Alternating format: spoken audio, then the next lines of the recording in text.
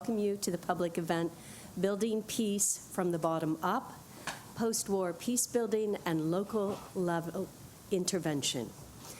My name is Kathleen Keenest, and I direct the Gender Strategy and Policy team here at USIP.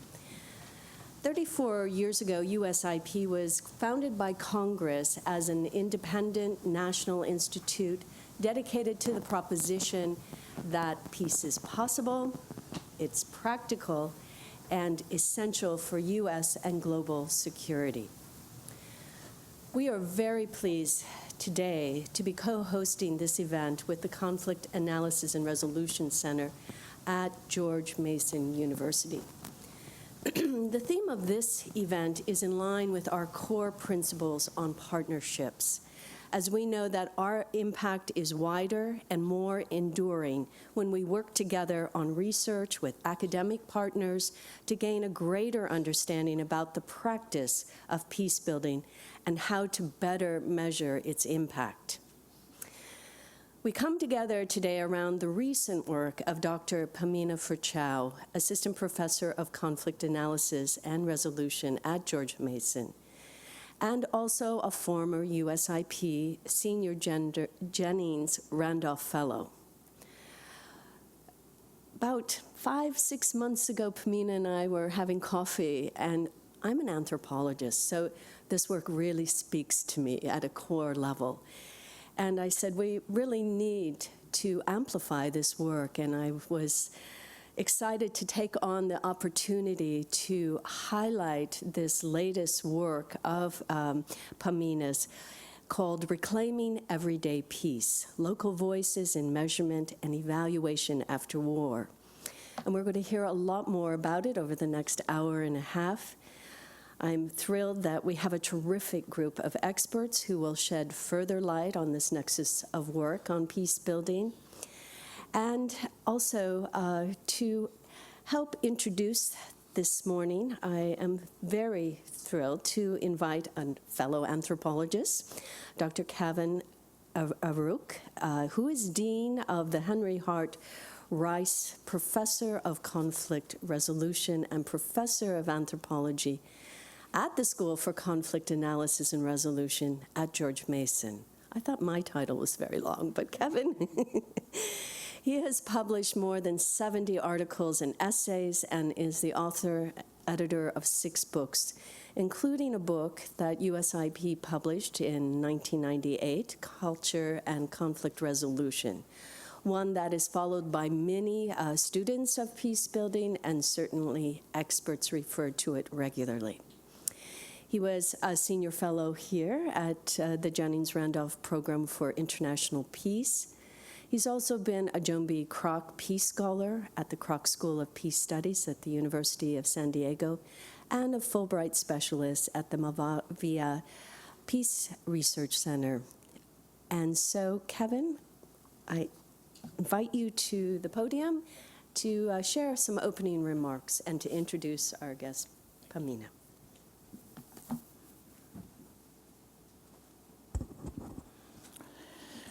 So I want to use my time to place Pamina's work in the context of the field, in a sense genealogically in the context of the field.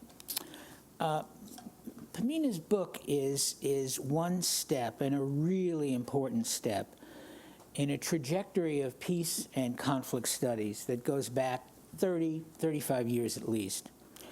And this is a trajectory of work in theory, in research, and in practice that moves us from one binary to another. It moves us from the universal to the particular, from templates to contexts, from outsiders to insiders, from elites to locals, from prescription to elicitation, from expertise and expert systems to participation and partnership. Kathleen referred to my own part in this movement, which began in 1980s with my colleague Peter Black at George Mason, with our insistence that both for conflict analysis and for resolution, one must pay attention to culture, that is, to significant cultural differences, beginning with the insight that not everyone negotiates the same way. This was the heyday of getting to Yes as a foundational book, that not everyone negotiates the same way in English, and that if there are communicational impedances, you just needed to speak slower and louder. So we argued for the importance of culture, and in 1996, I was fortunate to be awarded a Jennings Randolph Fellowship for a project that was then called Discourses of Culture in Conflict Resolution. Now, whatever the definitional quagmires that surround the notion of culture, and there are many, and whatever its resistance to operationalization, it is in the end mainly a shorthand for talking about context. The context is political, economic, sociological, psychological, and existential. I think what was radical then in 1980, using the notion of culture to kind of crack open the hard-shelled egg of what was then approaches to conflict resolution based in game theory and kind of behaviorism. You know, culture has seen its day. I think now notions like discourse and narrative are probably much more generative of interesting work. Moreover, coming to culture as an anthropologist implied for me a methodology. And the methodology was, not surprisingly, ethnography, which was close to the ground.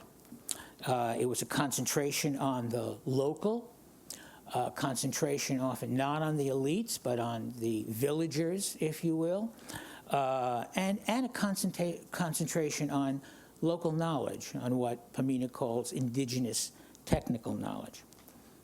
Now, at the same time that Peter Black and I were pushing culture, that master scholar practitioner, John Paul Lederach, was addressing two of the issues that I mentioned. And interestingly, they were mentioned, they were elaborated in two books also published by USIP Press. Firstly, on the matter of valuing the local, he proposed the now iconic pyramid that I think many of you have seen of a schematic for peace building in a book called Peace Building. The elite level, the middle level, and what he called the grassroots. And like any pyramid, it was widest at the bottom because there were always more villagers and peasants than there were ministers and professors. And in a way, that argument was the first time, to my knowledge, that we in the field were directed to look down, to look at the grassroots. And I actually remember being with John Paul. This was when we were involved in the late 90s in Somalia and then in Haiti. I remember John Paul presenting this work to folks, mainly from the Department of Defense, and there was a lot of non-comprehension in the room, let me put it that way. The notion that, first of all, the military had anything to learn from civilian peace builders, but particularly that had to pay attention to the grassroots. Now, for John Paul, the grassroots level was still fairly monolithic. I mean, he didn't differentiate very, very much on different kinds of grassroots, not only on the local, but what is today called in that literature the local. I mean, even going beyond the kind of local elites. These are local elites that, not so ironically, tend to be thrown up by outside intervention and resources coming in, not driving the white land cruisers themselves, but right around them. So there was that. And on the matter of participation that I mentioned in a different book, Lederach proposed the distinction for third-party interveners of prescriptive approaches, where one comes in with, have process, will travel, and elicitive approaches, which is when one tries to draw out from the folks their own ethno-conflict models, their own models of what causes conflict, and their own ethnopraxis, their own indigenous modalities of conflict resolution. And of course, all societies have both. And then, of course, with other kinds of interventions, the notion of nation building, which is really state building, and the liberal peace, which is making the world safe for foreign direct investment, and the many critiques that follow. So this, to me, is the genealogy into which Pamina's very important book sits. And it's important for a variety of reasons. First of all, it offers us a very nuanced sense of what peace looks like, what she calls small p peace looks like. And it gets us past the seminal, but in many ways still the stultifying distinction between positive peace and negative peace, in part by conceptualizing positive peace in terms like social cohesion and human rights and conflict resolution at the local level, and negative peace in terms of the distance in time and in space from actual physical violence, so that peace looks different the further a community is from the actual traumas of physical violence. Secondly, it is a great improvement methodologically, although Pamina has heard me grumble more than once that I think in many cases methodology is the last refuge of scoundrels. It is a great improvement, certainly upon my approach, which would have been an ethnographic approach, because it is one that uses mixed methods and attention to hybridity in a very robust way, and I hope you'll say something about that. It is an important contribution inter alia to the ethics of practice and the ethics of peace building, if only for the simple reason that if you go in with a universal template and you go in prescriptively and you go in not differentiating communities, you are as likely to do bad as you are to do good. And those are at root the ethical questions that we need to begin with, which is the do no harm. It's not an entire ethics of practice, but it's a foundational one. And finally, it is important because, and I know that Pamina deeply considers herself a scholar and a researcher, but to me it is a really important work that informs practice. It is a work that practitioners ought to read, and also a work that donors ought to read. And the education of donors is probably the most difficult task that we face. And I hope that this book, which is one step on this trajectory of looking at the local and looking at context in a very methodologically vigorous way, will have resonance not just in the world of peace theory and peace science, but in the world of practice. And that is why we are very, very happy to have Pamina as a colleague at SCAR, because whatever our sins are, and they are legion, and I'm dean, so I've hidden most of them from people, we are certainly committed always to making our scholarship and our research engaged with the world, and to hold up the ideal of the scholar practitioner as the true icon for what is at root a normative field. So Pamina is assistant professor of conflict analysis and resolution at SCAR.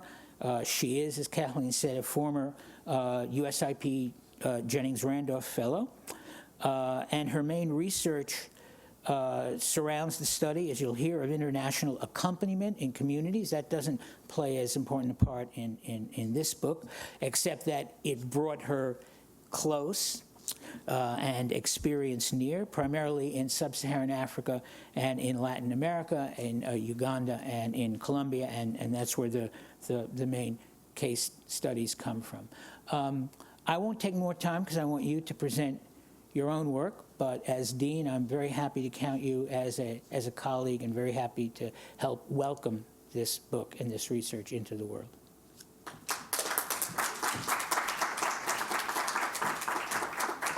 Thank you so much, Kevin. First of all, I want to thank you all for being here and for your interest and support of finding ways to amplify the voices of people who may be neglected or marginalized in peace building and development work. I would also like to thank Dr. Kathleen Kunast for her support throughout my time at USIP, in part because of her encouragement. I continue to be involved in consultancies at USIP and am now leading a significant project with the Institute on Reconciliation Indicators and their use for USAID project planning and evaluation in Sri Lanka. I want to thank Kathleen and also Tina Hegedorn for their help and hard work in making this event happen. This book and the Everyday Peace Indicators Project more broadly address one central and overarching question: how do we measure peace, and what are the results? I came to be concerned with this question early on in my career as an activist and peace builder, working on disarmament and conventional weapons issues in DC and London. I was bothered by the patronizing ways in which we often would prescribe solutions for war-affected countries and communities without consulting them first or considering that they might have knowledge to help combat issues related to their own peace and security. So it was fortuitous that I met Roger McGinty while we were at the University of Notre Dame. And we were fortunate enough to be funded quite early by the Carnegie Corporation of New York to pilot the utility and potential of the everyday indicators for measurement and evaluation purposes in the peace-building field. So my book, Reclaiming Everyday Peace, provides a conceptual and methodological discussion about the utility of participatory numbers, that is, numbers that are generated from the bottom up using rapid rural appraisal techniques, such as the Everyday Peace Indicators approach, and explores the challenges with top-down measurement approaches of difficult-to-measure concepts, such as peace and reconciliation.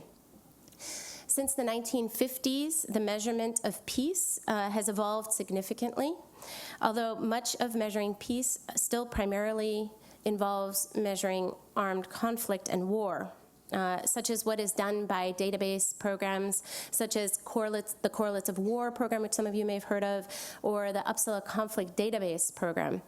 There have been some other global attempts at measuring peace, most notably the Global Peace Index and the reconciliation barometers, such as the South African barometer, which emerged in 2003, and more recently the SCORE project.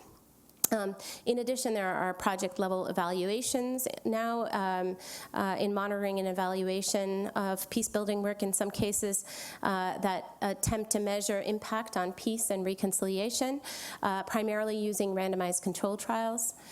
All of these efforts have in common that they are top-down, external, and prioritize expert indicators. So why is this problematic, and for whom is it problematic? The challenges with the top-down process of indicator generation and quantitative measurement is reflected in the debates between interpretivists and positivists, where interpretivists are generally more concerned with capturing all attributes of a concept, as well as the relativity of concepts, whereas positivists are more concerned with what is measurable and generalizable, and identified as belonging in a conceptual data container. Although these contrasts are somewhat of an epistemological caricature, they represent some of the main methodological tensions that exist between scholars working from these different standpoints, and represent the potential bridges the everyday indicators and participatory numbers more broadly could build. This extends to those concerned with who is prioritized and represented in measurement and indicator development processes, which have become crucially important for procuring resources, as we all know, and funding in the development and peace-building sectors. The quantification and measurement of impact in these sectors has skyrocketed, and evidence-based decision-making has become the norm with the professionalization of the development and peace-building industries since the 1980s. For the most part, without numbers behind something, there is no hope for advocating on its behalf. Therefore, these numbers, which are usually based on indicators, are of incredible importance and should therefore be based on the needs and priorities of recipients of assistance rather than the understandings of what outside actors and experts believe is necessary. So how does the everyday indicator approach address these debates? The everyday indicator approach uses existing indicators based on indigenous technical knowledge, as Kevin mentioned, which is the body of knowledge generated or acquired by local people through the accumulation of everyday experiences, community interactions, and trial and error that people use in their daily lives to determine whether they are more or less at peace. The everyday peace indicators systematically capture these indicators and analyzes them in order to be able to say something quantitatively about local peacefulness according to locally generated indicators of peace. So, for example, an indicator like being able to walk alone at night might be coded into a daily security category, or an indicator like antennas on rooftops may be coded into an infrastructure category. These categories are then aggregated into dimensions like security or development. Instead of using everyday people exclusively as data sources, like more traditional and top-down approaches do, the everyday indicators involve people, and this is key, in the generation of the tools to collect the data, the quantitative data, as well as sourcing them of data. This also increases measurement validity for those of you who are concerned about these matters, as we are able to be more certain that what we are measuring is peace or reconciliation, or whatever difficult to measure concept we are trying to say something about, according to local definitions of what that means to people in a particular locality. I don't have time today to go over the methodology in detail, but there is much more to be learned, and there is much more available on our website at everydaypeaceindicators.org, if you are interested. And also, obviously, in the book. The book goes on to use the everyday peace indicator methodology to make claims about peace-building effectiveness at the local level, using quasi-experimental matched case studies of villages in Uganda and Colombia. Villages had as similar as possible demographics, histories of violence and displacement, religious and ethnic composition, but vastly different levels of external intervention after the violent events. Villages were matched for their similarities in everything but the amount of intervention, with the goal of matching villages that had little to no intervention with villages that received enormous amounts of external interventions. And these villages had received a reputation among the international community as laboratories for peace in their countries. My findings show that the localities with high levels of intervention particularly prioritized social issues such as community cohesion, interdependence, and conflict resolution over security and development when identifying their everyday peace. This is important because these are the areas of intervention that were least attended to by external actors in these villages. Therefore, perhaps unsurprisingly, localities that were saturated with high levels of interventions did not have substantively higher levels of peacefulness according to these community-generated indicators of everyday peace. The results suggest that there are disparities between what localities need when identifying peace in their communities and the interventions external actors prioritize in their peace-building and reconstruction efforts. Interestingly, the localities with more intervention reported higher levels of development in comparison to the communities with little intervention. So that demonstrates that development interventions were effective at attending to community development needs. However, they also reported higher levels of insecurity, which indicates that with these reconstruction efforts after war, there are significant security risks to communities, but also that they don't have the social structures available to protect themselves. And they have an innate feeling or sense of insecurity.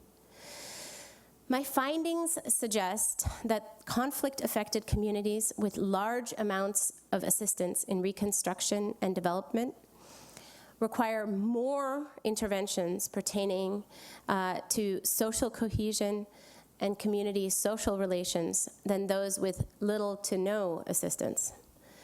Infrastructure, security, and development projects are often, usually, prioritized over relationship building, and actors often end up substituting the building of a road for real engagement with the root causes of a conflict. However, these localities are actually much more in need of these kinds of relation-building efforts that can be supported by the international peace-building community than those that have had to rely on their own efforts in reconstructing their communities after war. In addition, the localities in this study prioritized social and development-related indicators when defining their everyday peace.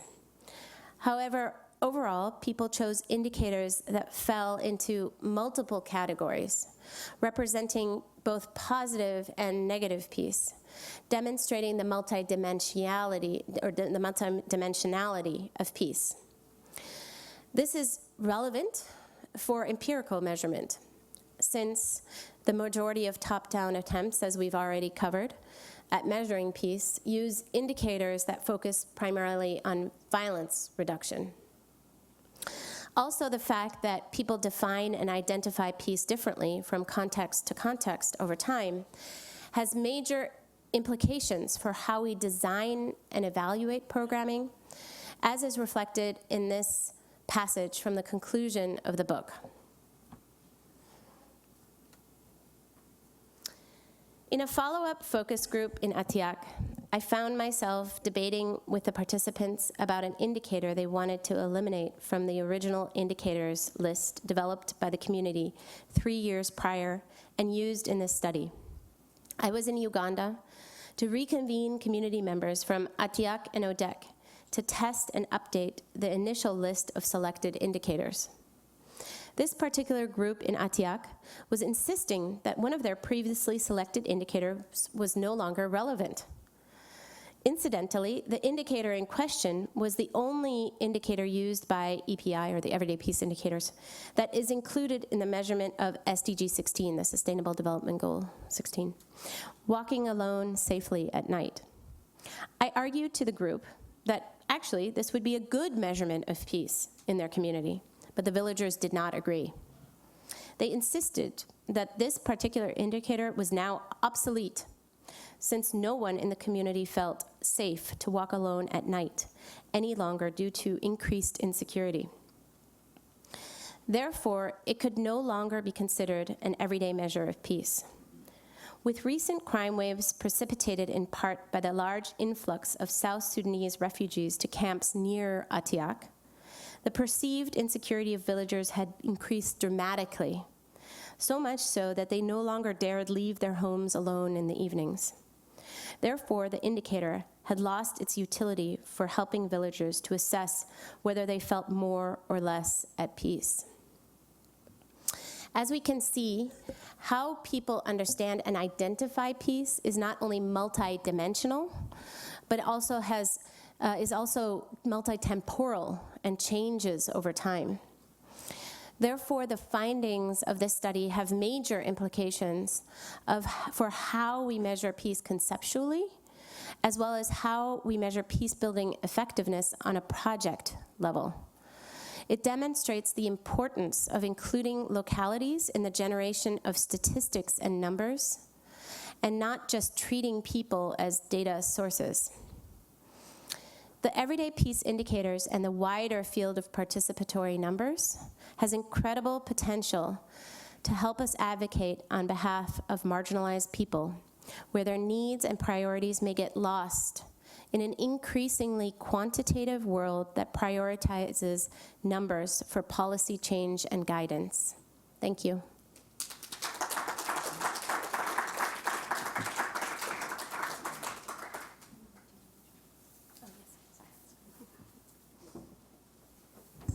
Going to invite the panelists.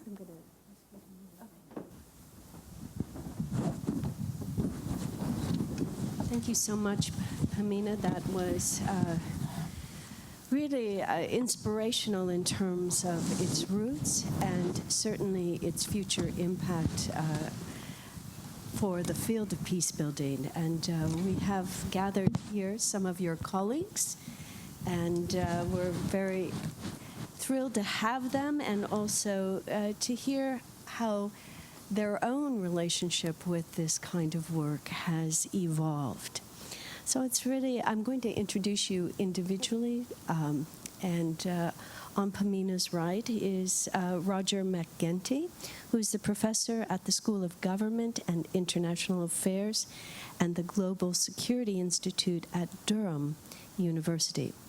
He edits the academic journal Peace Building, and he is the co-founder of the Everyday Peace Indicators Project with Pamina.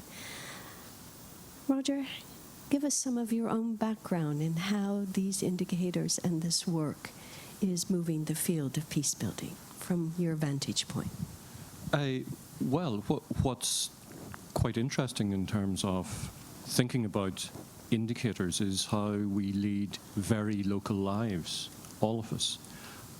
These are lives that are rooted and networked and relational, that they are full of everyday personal interchange and observation.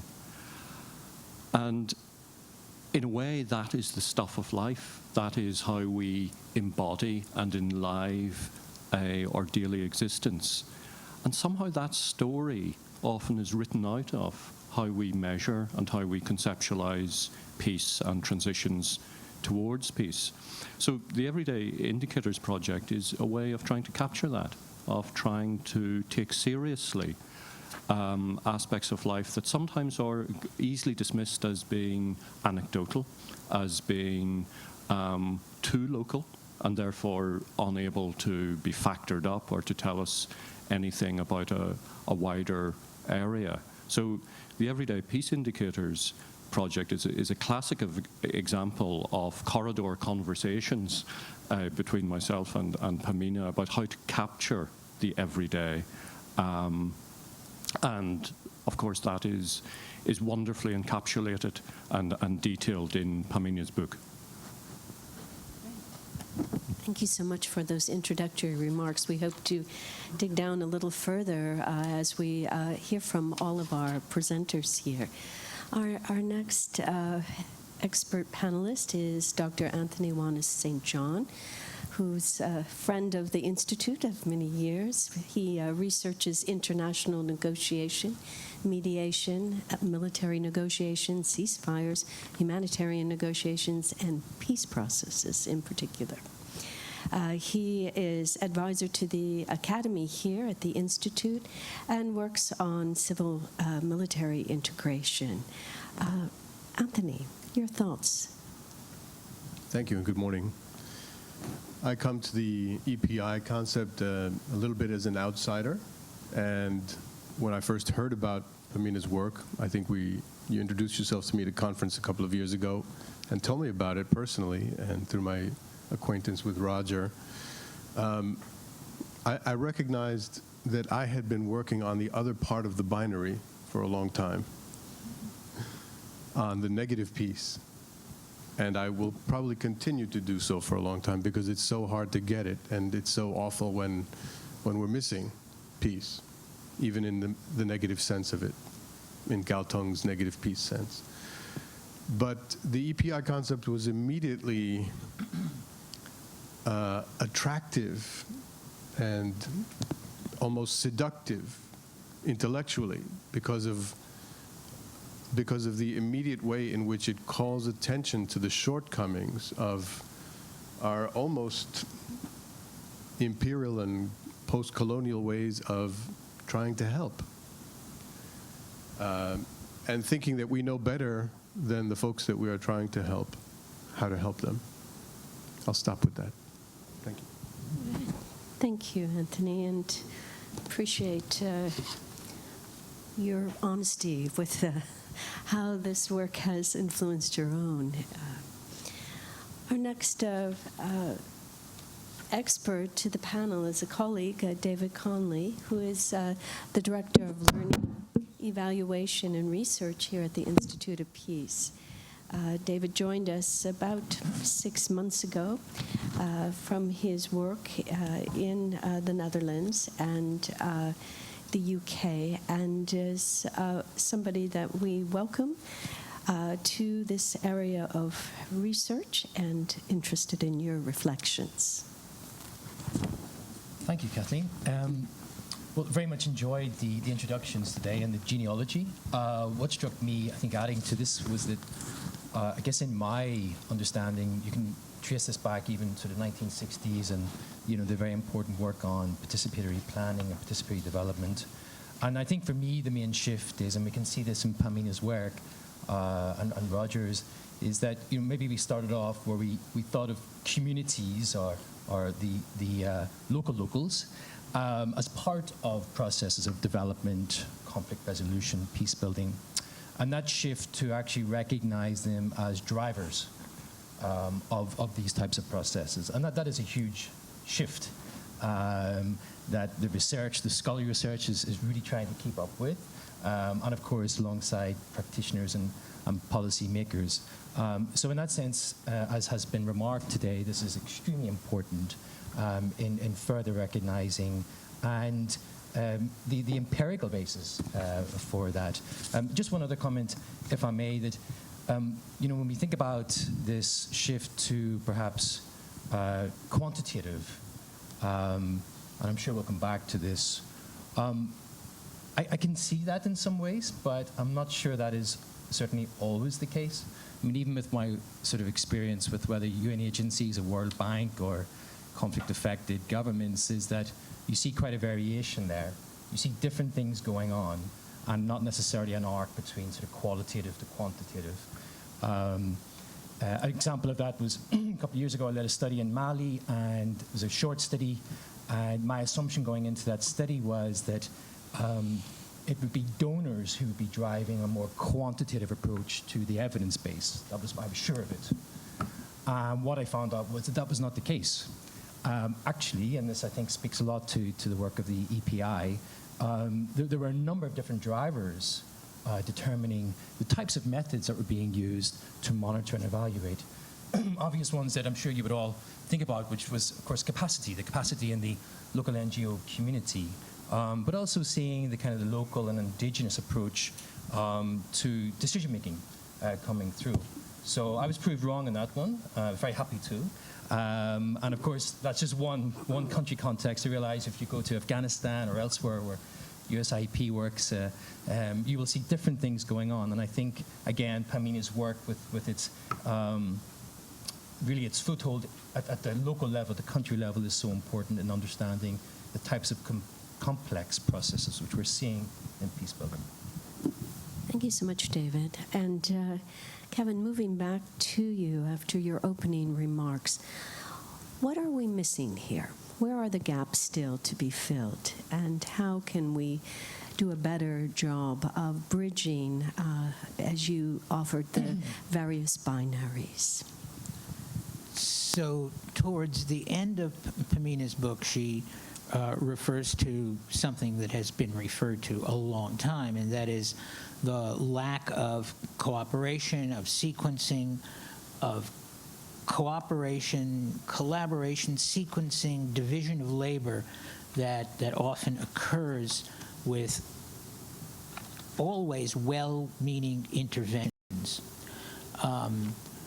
And she alludes to the culture of NGOs and INGOs and so forth, and sometimes the lack of transparency, or almost always the lack of transparency, and the competition for with donors, and often donors are funding the same project from different NGOs and so forth, and all of that we have seen before. We've seen laments about the lack of collaboration and sequencing and timing and division of labor, and we've also had some discussions of the peculiar culture of the peace-building world that sometimes means that it is very, very difficult for that to occur. So all of that has been referred to, but it seems to me that if we look at EPIs and we think of them as long as we don't lose the granularness, if we think of them as being aggregated into security and development and social cohesion and conflict resolution and human rights and so forth, and we connect that, as she does, with different communities and different stages of distance from the actual war or the actual violence, that EPIs could be used as a way of addressing the problem of lack of cooperation, lack of collaboration, by not having 3 or 4 different NGOs or donors work on the same problem in a place where that is no longer the main problem, that maybe social cohesion is a problem. So we've seen the laments about lack of collaboration. We've seen the observations about the funny culture of our world that sometimes makes that collaboration hard. But I do think that if we paid attention to what the EPIs are telling us, that would be one way into addressing those problems.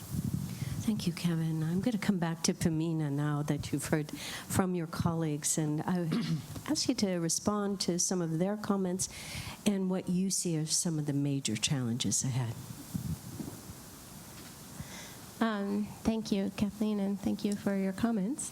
Although I think there is so much more to be done, and we have been spending an enormous amount of energy and money on evidence-based work and in peace building, and establishing evidence-based peace building in order to advocate for more money, more resources, more effort towards peace building and reconciliation work.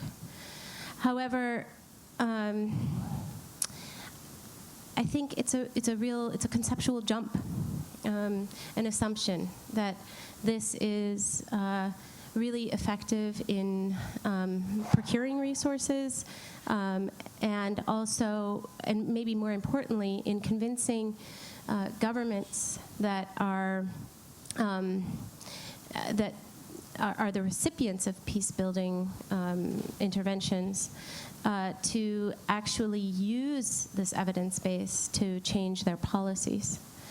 So this is a project that Roger and I are embarking on that involves looking at how institutions, municipalities, or different organizations within governments and peace processes digest data, in particular local level data, and how that influences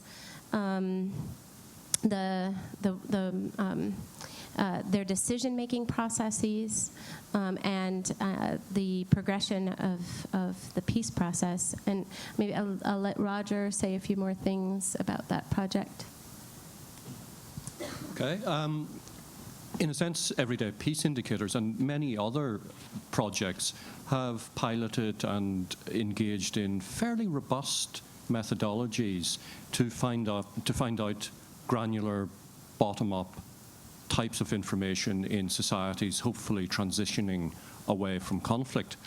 In a sense, we know what the local thinks, but the next step is to work out what happens to that local level information when it wends its way up through institutions, through ministries, municipalities, INGOs. How is that data treated? That local level, bottom up, sometimes community and crowdsourced data? Is it aggregated? Is it edited? Is it ignored? Is it easily dismissed? So, as Pamina says, the next stage of EPI is to engage in institutional ethnographies to try and track what happens to data as it moves up the chain, and also to ask the question, what happens when bottom-up data meets with top-down data? Because there are issues of power there, in that some data is regarded as being more important, more reliable, possibly more authentic. And I think that that's something that one thing I've noticed is that virtually every peace-building scholar wants to be an anthropologist when they grow up. So some people like Kevin and Kathleen have been there before us and are probably saying, you know, if you had have listened to us decades ago. But certainly one thing that we're noticing, particularly in the scholarship world, is how anthropology and sociology and many of those other very perceptive disciplines like gender studies have a lot to offer in allowing us to access the relational and the networked nature of peace. And as we think we are seeing with EPI, data is also relational and networked. I love that, Anthony. I'm going to turn right to you on that. Data is also relational. And what are the chances of us being able to do this kind of ethnography of institutions, and how data actually moves through, from an NGO perhaps to a government institution or bilateral? Well, I'd say the quick and dirty answer is that it is filtered through the biases of the minds of the people who receive that information. All of us look at information selectively. We look for the things that we most relate to. Sometimes we take some special attention to things that surprise us. But often we are looking to confirm what we already believe. And that's no surprise to anybody who's a student of psychology or social psychology and decision making. So yes, the encounter between the two worlds of data is likely to produce some interesting surprises, maybe some harmonies, but also maybe some clashes, and some lingering resentments even, because those who do with an idea that they're doing well and doing right and for the right reasons might feel like, well, we have something to offer that you need, and you just don't know it, that you need it yet. So I imagine there could be some donor and practitioner-driven resistance to the idea that people actually know what their lives are like and have an idea about how to make them better, even if it doesn't look that way to the outsider. So it's a fascinating possibility to look at what happens to the EPI-type information as it migrates upward and gets translated into funding decisions, project decisions. I don't have any experience on that myself, but I would like to bookmark a topic for further discussion, perhaps later, about an idea that has migrated outward from the peace-building world into government circles here and into the international organizational world, about how we assess conflictivity and how we figure out if a country, a locality, a place is about to spill over into violence or is in sort of a stable state or is escalating further into conflict. Conflict assessment models are now, they used to be something quite radical. Now the Pentagon has several of its own. I've worked with State Department folks to train people from the interagency in the use of conflict assessment models. It's no longer radical. But what EPI shows us is that we have to think still more critically about the insider perspective. Are we asking the right questions for the right levels? And it seems to me that we can do a lot more to understand conflict and how it emerges and how to prevent it, and then what to do about it if we look more deeply and more closely at the participants, victims, and folks most directly affected by conflict. Well, that's a great challenge, and it's certainly one is at a crossroads, and EPI, I think, can add to that world that we have come to accept as the norm, conflict assessments. And David, with that in mind, do you know of any, or have you been a part of any of this analysis of data on the way up from the local level? You brought up your Mali example, but think through some of the other areas that you've worked in where data has been, you think, positively integrated from a local level to a more integrated upper level. Okay. I think what we've seen is two things in relation to the evidence base and the relation between evidence and policy making, decision making, is that, on the one hand, it is greatly underfunded, at the project level. I mean, most agencies will still struggle to spend maybe 5% of their budgets on sort of M&E, just to give a sense. And that's at a local, right, or sort of project level. But at the same time, we have seen, I think, in terms of knowledge and learning, greater interest, increased interest in the role of evidence in decision making, both obviously here in the US and thinking back to UK and Netherlands. There's a number of important initiatives to indeed, try to bring together the different strands of data. And I think on that note, I mean, what I would like to suggest is that maybe we lose the whole top-down, bottom-up. How helpful is that, actually? Maybe in some ways it is, but I think it's quite limited. I'm not the first person to say this. But it just struck me in our discussion today, because actually what we see is much more complex than that, than bottom-up and top-down. We see different types of data and directions of data.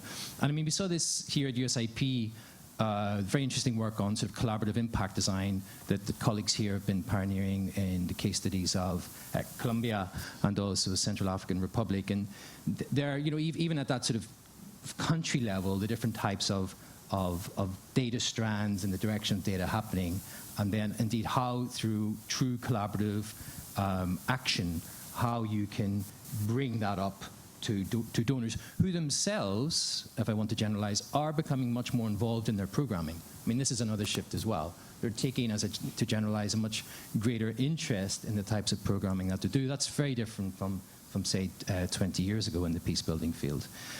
So I think there's the challenge is still there. The budget, the spending on evidence, on data is still relatively low. It's still a challenge even to meet sort of 5%, 10% of budgets. But we are seeing interesting initiatives. For example, the Netherlands in funding a sort of a knowledge platform with military, NGOs, universities, etc., to try and essentially bring together important studies, research being done, and to bring that directly to foreign affairs. And the UK has been involved in other initiatives, and also here in the US. So there are, I think, important efforts to try and do that. In terms of concrete examples, I can't think of one right now, but maybe I'll come back to one. And just one last point in this is, I'm interested to see how do the everyday, the EPI, Everyday Peace Indicators, how can they fit or align or work within the kind of the project cycle at the local level, which still is a driving force, whether we like it or not. You know, the kind of the standard project cycle. How does it indeed fit within that? And when I think about that, I also think about prevention. To what extent the EPIs can have a preventative dimension, which indeed you touched upon in your example, I think, of Uganda.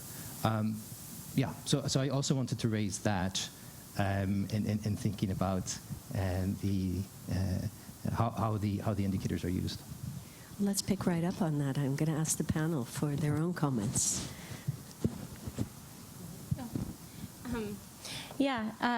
That's a great question, and I think also an opportunity to really plug my work with USIP at the moment on Sri Lanka, because we started this project in 2012. It's been a few years, but it's a relatively new project, so we've been evolving, becoming more and more sophisticated, I'd like to think, and so initially, we just piloted the idea.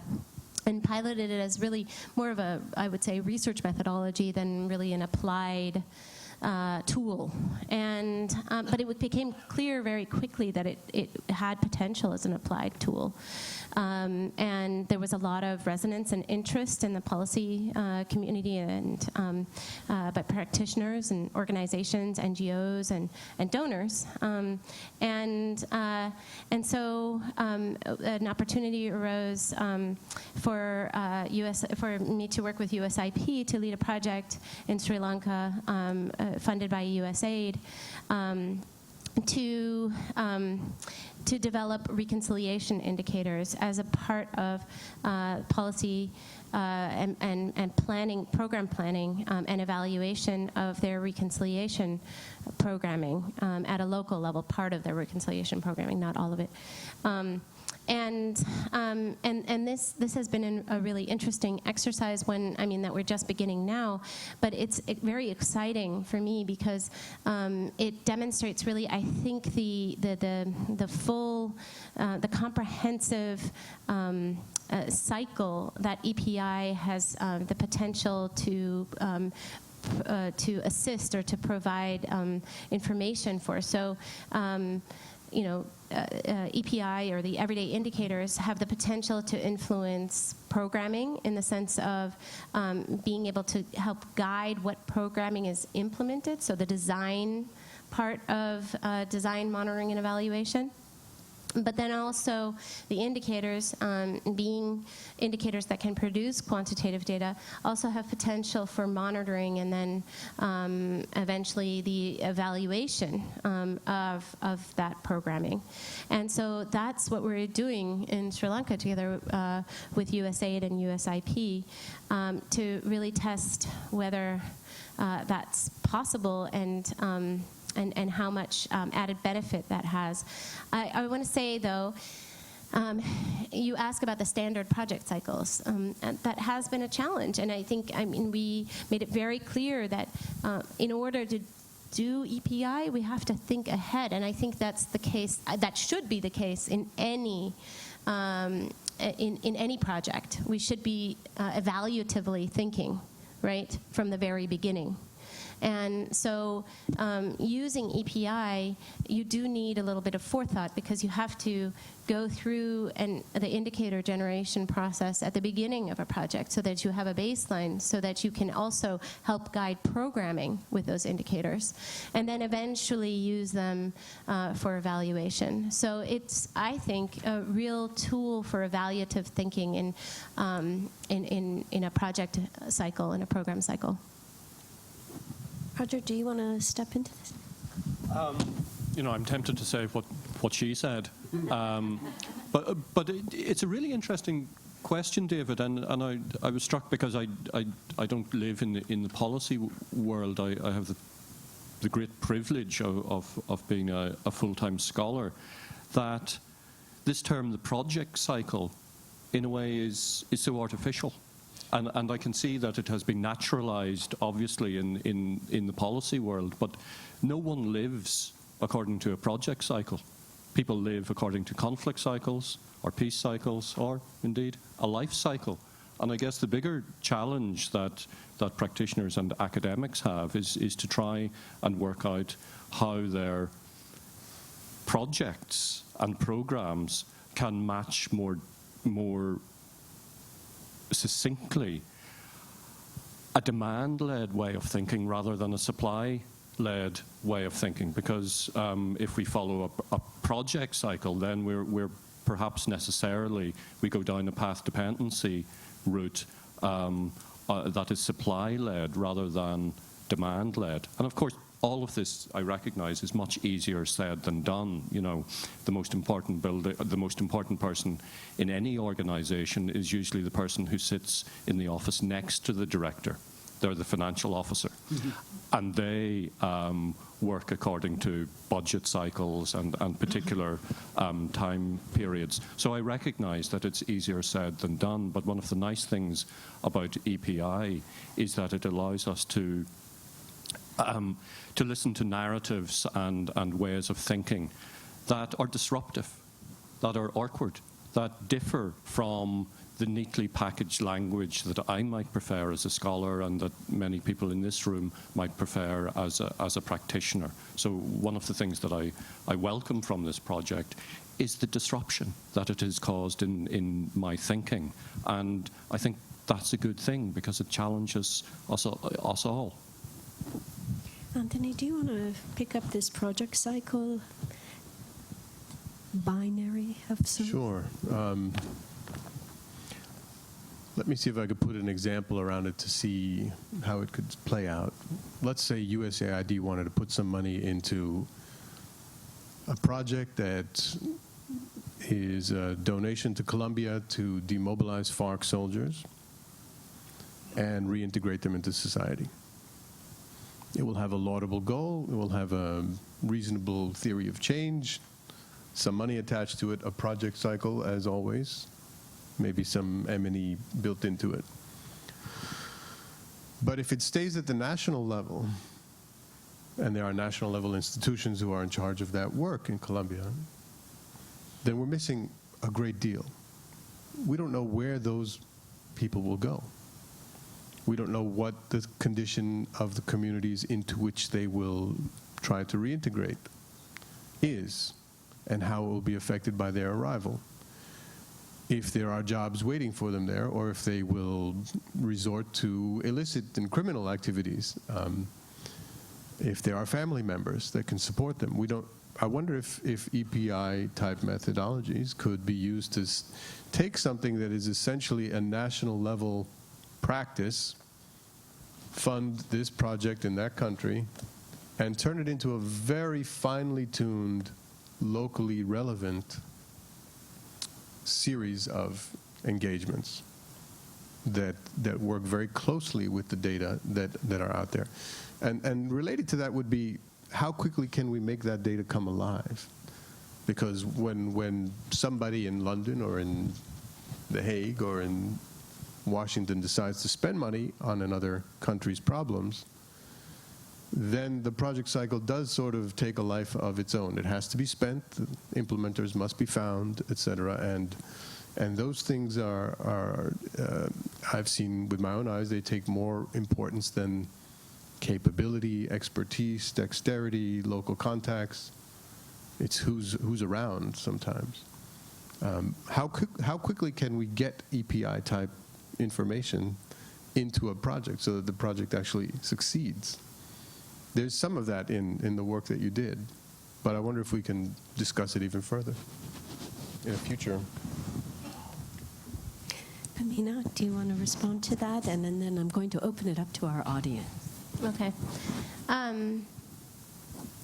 Yeah, I think that's a great example. We can maybe work on that together. It's a good question. I mean, and I think it speaks to sort of the pathology of the monitoring and evaluation sector, and also the donor schemes of funding projects and these short timelines and difficulty. And one of the reasons for this lack of evaluative thinking, right? Because everything has to happen now, and yesterday, and so there's difficult. I mean, it makes it difficult for forethought and spending some time actually even conducting conflict assessments in some cases, right? So, I mean, clearly, this is a process that requires time. It requires money, and it also requires some will on behalf of donors and implementers to work in a way that they are not accustomed to. And I think so. This is going to be. It requires a culture change and a culture shift in existing approaches to program design, and it also. I mean, it requires a shift away from thinking about donor priorities, thinking about the priorities of the international community, and perhaps some of these fads that sometimes we bring into the things that we fund, and focusing on, because we want these projects to work, focusing on the people that we're actually working with, and on their priorities, and being open to be guided by them. So I think it does require a culture shift, and I think it requires some not just evaluative thinking, but some a space for thinking ahead that at the moment isn't always there. Well, now you've begged the question, but I have to return to our resident anthropologist here. Is it possible to have this kind of culture shift from where you sit? Yes, and the key word that we've used is disruption. Yes, that's how cultures shift. Thank you. So I'm going to open it up now to the audience. Thank you for your interest. And, oh, great, we have a lot of questions. I think I'll take about 3 at a time to allow the panelists to think about it. And maybe I'll start from the front and move back and then come to the right side. And if you would mind, just stand up, introduce yourself, and keep your comment brief. Thank you very much. Hello, my name is Danielle Reif. I'm the chief of the Learning Division in USAID's Center for Democracy, Human Rights, and Governance. I've worked in many of the same places as Pamina. We've worked together in Colombia and Uganda, South Sudan, and I was, until recently, in Sri Lanka trying to bring the everyday peace indicators into our USAID social cohesion and reconciliation work there. Very exciting, so much potential. One of the reasons that I was really motivated to do that is because throughout my experience, 15 years working in conflict-affected environments in the field, so often we would go to talk to communities about peace and reconciliation, and we found that simple linguistic barriers were so enormous in many local languages. Just these words, peace and reconciliation, don't exist, and they don't resonate, and you don't even have language, common language, to be able to communicate with your beneficiaries about the things that you want to do. And so very, very difficult to get information. And Pamina's methodology really provided a way, a really structural methodological approach to try to solicit views and opinions and feelings from communities. So really filled an important gap. Anyway, I just wanted, because there's been a lot of commentary about the donor community and how difficult it's going to be to bridge the gap with donors and how difficult it is to work with donors to change the culture and whatnot. I don't necessarily have a question. I just wanted to say that we do care and we are trying to bridge those gaps, but we're faced with some very structural challenges related to the program cycle, related to the way we do business. So just the one that I wanted to mention was that, you know, we go out with solicitations for your $10 or $15 million social cohesion project, and everybody writes big fancy proposals, and we sign a contract or a grant with a big organization to do all kinds of work. And in order to win that solicitation, they've had to articulate very clearly all the activities that they'll do and where they'll do them and be very specific. And then the EPIs tell us that, wait a minute, maybe in local communities we should do more of this or less of that or something different. And our implementing partners come back and say, but wait a minute, we signed a contract with you that says we've already agreed to do all these other things. So anyway, there are challenges, but I personally am very excited about Pamina's work, and yeah, I just wanted to voice my support. Thank you so much. We appreciate that, and really from one of the funders. Please. My name is Kim McLean, and I'm the Regional Director for the Americas with Global Fund for Children, a small foundation based here in DC that gives small grants to grassroots organizations that work with children and youth. I feel like I'm coming in and out. My apologies. Yeah, you might be. All right, got it. We are developing and hoping to be able to undertake some investment in Colombia around peace building with children and youth in that environment. And I'm really intrigued by these indicators. And the question I have is, when you work with the community, with community members and representatives in the community to develop this tool, that's a real investment of their time to participate in that. Not to mention, of course, all the people then who participate as givers of data when the tools are actually applied and used. How have you seen that those people who invested their time to participate in this process have found this useful? Has it become are these indicators then useful at that local level for work that they are leading? In what ways, besides being able to support the extraction of data, of quality data for better decision making by donors and those outside the communities, or as the communities, of course, I'm sure see it as, well, if we can get money from this, we'll participate, so linked to those strings of getting money. But are there other ways that these are useful at that local level as well? Thank you so much. Next question. Okay. I'm John Hoven. I'd like to follow up on David's question about how should EPIs fit in the project cycle, and Pam's particular example of going back to visit one place 3 years after and finding that one of these indicators, walking safely alone at night, had become obsolete. In the normal everyday decision making, this sort of real-time learning and decision making is commonplace.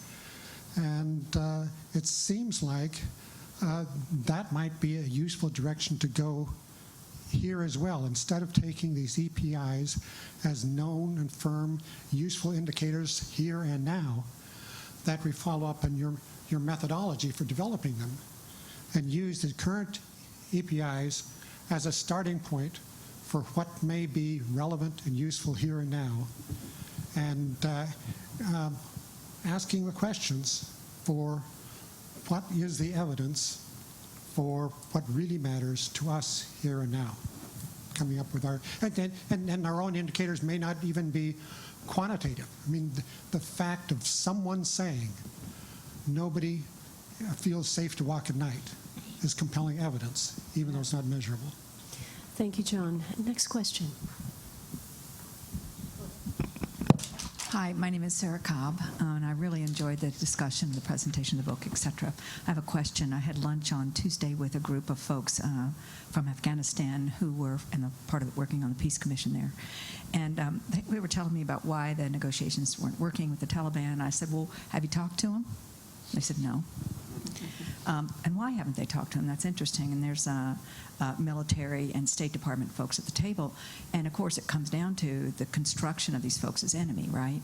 Which precludes the possibility of engaging them. So the question I have for you is, how do you imagine the EPI, navigating the discursive fields that are already in place, which constitute some locals as legitimate sources of information and other locals as enemies or combatants or folks that can't be considered? Thank you, Sarah. We're going to go all the way to the back of the room, and I'm going to continue the questions. You all have a lot to answer for here, but I think it's important. We have one at the very back, and then I'll come to you. Hi, I'm Lauren Owing. I'm a director with IBTCI in the Crisis, Conflict, and Governance practice. We do a lot of, we hold a lot of M&E support contracts with USAID. I think as a former peace practitioner, I can see how EPI is extremely useful at the project and implementation level because it allows you to put a lot of nuance into your programming, which is in peace building is community focused. I think my question now, though, is I guess moving up, and how does it move up to the donor? To what extent are the findings that you have going through an EPI process comparable or generalizable? Because at the end of the day, unfortunately, we make decisions by this community needs interventions more than this one. This is how we're going to prioritize. I think this also gets to, Pamina, your point about how you could use EPI for design. So thinking more at a strategy, a country strategy, or a program design level. To what extent are these findings generalizable because program design is not at the local level, project design is? Thank you, Laura. And I think we had a question right here. Thank you. Thank you. Esra Chohadar, Jennings, Randolph, Senior Fellow at USIP. Fascinating research. Congratulations on the book. I'll read it as soon as I can. Great work. My question is a little bit like a follow-up to what Sarah said and an issue that Anthony raised. How can you use, or did you think about ways of using EPI in designing interventions or like dialogue interventions, for example? How can they be used? And especially I'm asking this question because like you may have different locals, right? But you may also have very different sort of perceptions of local peace indicators within the same community. So like threat perceptions, for example, or different processes of social influence, I don't know, biases, agenda setting, etc., will get different parts of the same community to value different things and to perceive things differently. I'm from Turkey, and just one example would be at the community level. There are a lot of Syrian refugees right now, for example, and there are a lot of tensions at the community level. But if you ask people, everybody would agree that the place has become less peaceful, and they would blame the refugees for that.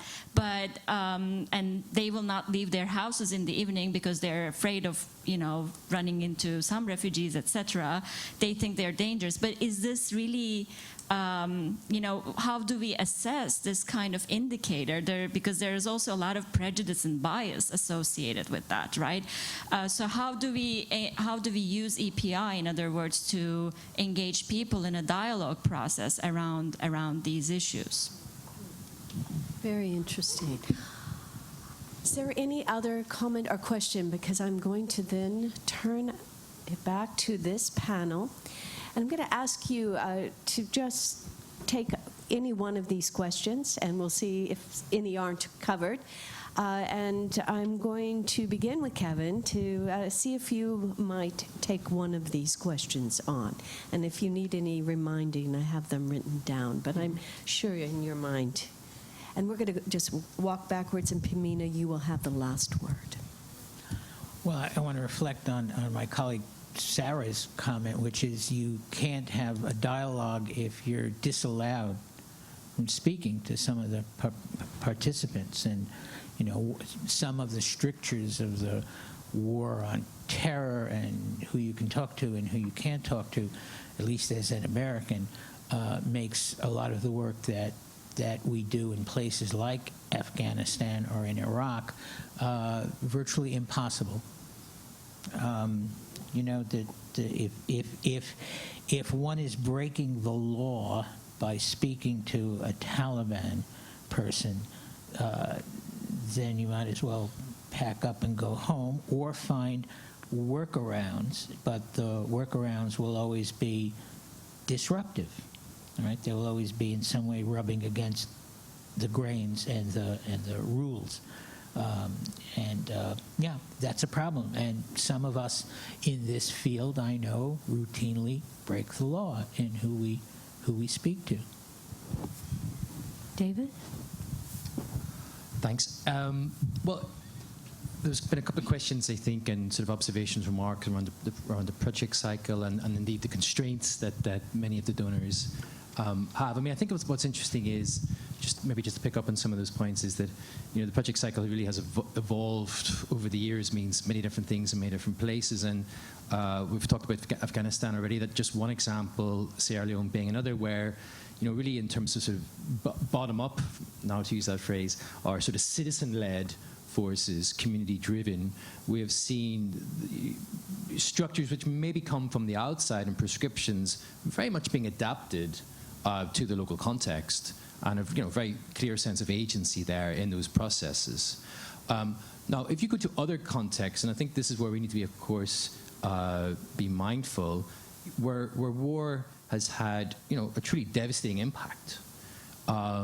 In that immediate sort of environment, certain things will not be possible, right? Because of the continued threats, the insecurity, the trauma, the lack of capacity. So of course that, you know, that reminder, different things will be possible in terms of what we can ask of the conflict affected, what can be expected when it comes to data. And as the example, I think, from Turkey, that in some of these contexts, you know, it's the whole collection of data, whether it's done from communities upwards or from wherever, is incredibly sensitive, and in some cases impossible, actually. So, you know, I'm sure the EPI is already addressing that in these types of contexts, which, you know, where stability is not present, and actually the gathering of data by anyone is incredibly difficult, and could, you know, it could add to the threats inadvertently. I'll pass on. If I understand EPI correctly, I think I misunderstood it years ago, was that there were a set of indicators that you could just put on a list and go into a village and check them off. These are the indicators that, right? But the indicators are generated by engagement and dialogue with people who have real experience, and also, to Ezra's point, possibly real distortions in the way they think, as any human being might have. So it is an interesting question how you address, how you go beyond one overwhelming or overbearing voice or a dominant story that people are telling that may or may not be based on real facts, but that reflect stereotypes and prejudices. I wonder about that. And what the level of conflictivity is in a particular area. Would that impact how people talk about the indicators? I imagine that there could be a way one day in which, before you do any kind of project, just the way we check the weather before we go out, and the weather is millions of data points, we understand what is the weather, conflict-wise. What is the weather in a place where we want to do good work? And we bring the right things to do them because they are matched to the situation. Sounds like people are trying to do that, and we still have structural problems in the way we do that, but that sounds like that's the way we need to do this eventually, real-time indication of what's required. Roger? Well, I'll follow up directly on that, Anthony, and respond to John's question, which was exactly on that, the need for real-time indicators, because, as you said, John, these societies are fluid, and although as scholars and practitioners we would like to engage in longitudinal measurement, and we would like to see how particular indicators change over time, societies don't work like that. The indicators that people find most resonant change. And I think one approach to that is through technology. And I know that there have been attempts to develop apps that will allow people to give that real-time feedback on social or humanitarian conditions. Of course, there are problems or possible challenges to that, and that is whether the app can be captured, in a sense, whether dominant voices capture that. And that gets back to what you were saying, Sarah. I mean, I was very struck by the focus group work from EPI, that there was a discursive infrastructure, and that was laced with power. Issues of gender, issues of age, issues of whether one was for the government or against the government in a particular location. What we did get at, though, were different sorts of narratives that were countercultural, counter-hegemonic, that disrupted the official narrative. In a sense, the official narrative would tell communities that the big issue facing you, community, is A, B, and C. And through everyday peace indicators, communities were able to tell us, actually, the issues facing us were D, E, and F. I think that was good. But I think what we're never going to get, or I don't think our methodology will get at, is the hidden transcript. There's a reason for that, because it's hidden, and people go out of their way to hide it. But we all play multi-level games in our discourse, and it does seem very difficult to get to that hidden transcript. I'm going to disagree, but I'll get to that. I'll try and answer some of the questions that weren't answered by my esteemed colleagues. So the indicators, your question about the indicators being useful at the local level, I think that they could be. One of the challenges is that, what are we using, and I guess one of the questions is, what are we using these indicators for, right? And up until now, we've used these indicators to try to advocate for communities. And who are we advocating to? Well, donors, governments, NGOs that require some kind of level of rigor and process and systematization. So that systematic that requirement for systematic methodology requires some kind of technical expertise. and that makes it more difficult for communities themselves to be able to do this process. That doesn't mean that they wouldn't be able to use the indicators to advocate for their needs, but I'm reluctant to say that this is a tool that can be left to communities to do on their own. We have, however, used it in a very applied and exciting way using Photo Voice. And I don't know if anyone's familiar with Photo Voice, but it's a participatory process of using photography to amplify local voices. And we did a project in Colombia, which is still ongoing. There was an exhibit in September in Bogota, and there will be an exhibit in February in Cartagena, and then in the Montes de Maria region. Where villagers photographed their indicators, and that was a really interesting and engaging way of using this as a tool for discussion and dialogue nationally in Bogota or regionally in Cartagena, but also locally. We'll be doing exhibits in their local municipalities as well as in the villages. And so the idea being that this can also be a peace-building tool beyond just a scientific one. I wanted to answer also the question about the comparable or generalizable issue that was brought up in the back of the room. Sorry, I didn't catch your name. EPI is really, it's a methodology that can fit into a variety of different research or evaluation designs. And so the everyday indicators have the potential, possibly, to be scalable. And we are testing this with funding from the Carnegie Corporation at the moment in Colombia. Again, in Colombia, doing a lot of work in Colombia.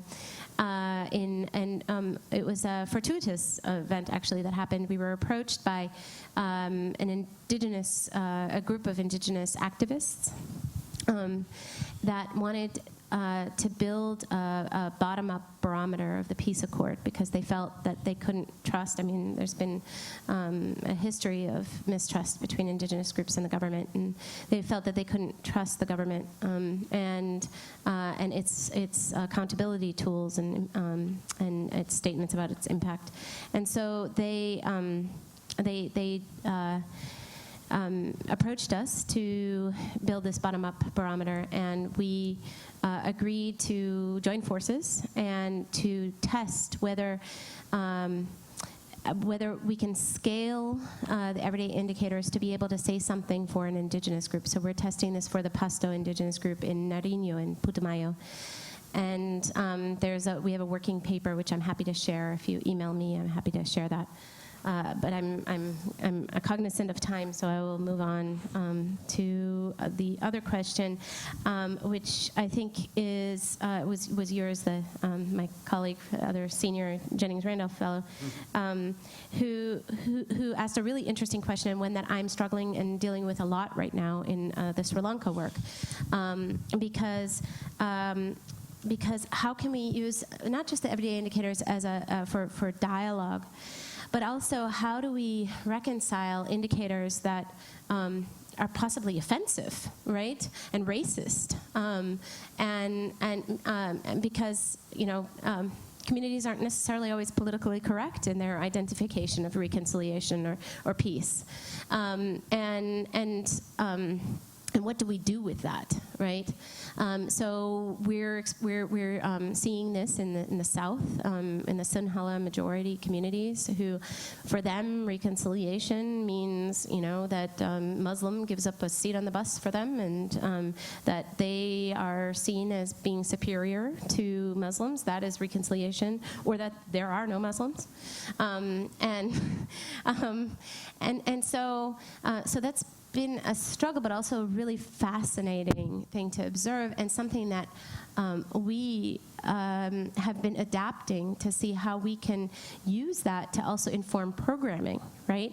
And so instead of using everyday indicator process in the sort of traditional way of using indicators as a basis of questions and surveys, being able to track how that iterative process of the everyday indicator collection over time, how those indicators might change with interventions that deal with these issues that people, or these different ways that people are conceptualizing and understanding reconciliation, and that conflict with the way that we understand reconciliation, and how we want them to reconcile, right? Being able to use that to influence the programming, I think, has huge potential. So that's what we've been looking at doing, and something that's been a really, really interesting and I think important learning experience in the trajectory of the everyday indicators. Thank you, Pamina, and I want to thank all of our panelists, Roger, Anthony, David, and Kevin.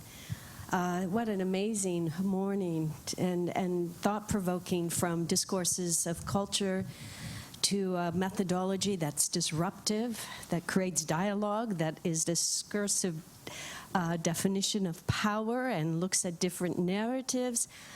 We have a lot to continue to think about and work on collaboratively. I want to thank George Mason University for your support in this effort, and thank you to all for your attention and engagement. We want to invite you to a reception now, and it's just right outside this hallway, really to benefit from this community of practice. The relationship building here is key, and we're grateful for it every day. So thank you all.